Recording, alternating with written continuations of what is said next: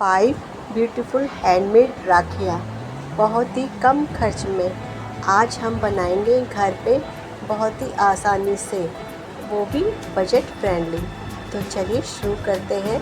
Hello friends, आज मैं आपको बनाना सिखा रही हूँ 5 डिफरेंट टाइप की राखियाँ, वो भी बहुत ही आसान स्टेप बाय स्टेप करके। तो चलिए हम शुरू करते हैं अपनी बनाते हैं ये राखियाँ। तो जैसे कि आप देख रहे हैं, ये मेरी फर्स्ट राखी है। इसमें मैंने एक कुंदन लगाया है और जो भी मेरे पास चैन बची हुई थी रेन स्टोन की, वो मैंने इसमें यूज़ की है। तो देखिए कितनी सुंदर बनी है।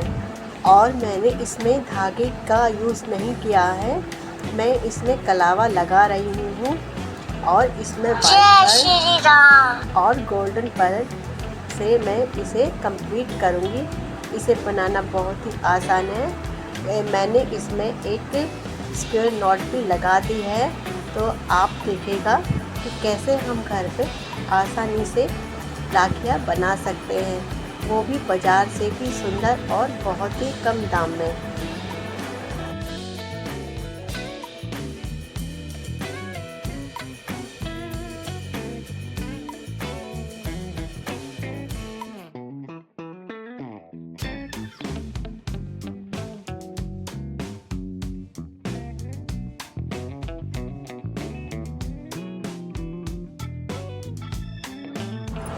हमारी फर्स्ट राखी अब बनकर तैयार हो गई है।